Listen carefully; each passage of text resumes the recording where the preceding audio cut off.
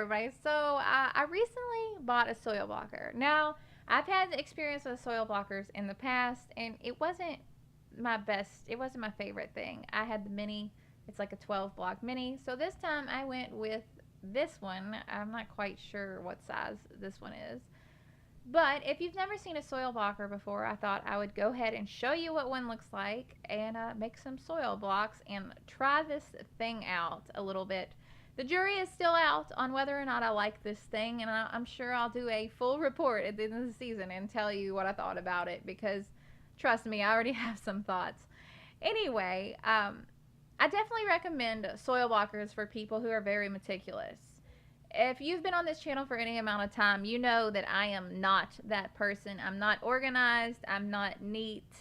I'm just not that person. And it's nothing against that type of person. It's just not who I am. I respect people who are very organized very much, because I'm just incapable of, neat little cubes and all this stuff. So it's not really my cup of tea. I guess I'm already telling you how I feel about it. It's not really my cup of tea, but I can see why people love these things. To make cubes, all we do is take a seed starting mix, or I'm just using potting soil. Shh, don't tell anybody, but I just use potting soil. It worked fine.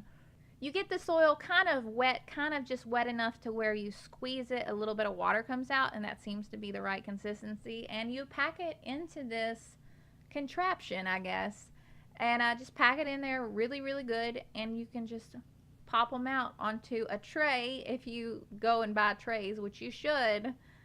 I didn't have the money for trays, so I just used a piece of cardboard. I'm sure this cardboard is going to be really soggy and nasty by the time it's time to transplant these out in the garden, but hopefully I'll come up with an idea to move them before that happens.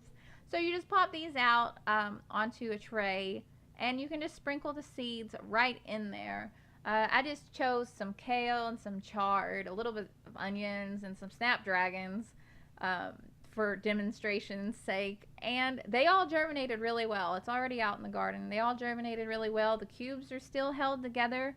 I've literally had no problems with this, other than the fact that I'm not completely sold on standing around making cubes for hours at a time. I don't know. Maybe my mind will change when it comes time to transplant and I see that it's going to be really easy. I can tell it's going to be really easy. Seriously, so many positive things to say about this, but I'm still not sure about it. Tell me what you guys think down in the comments. Have you used one of these before?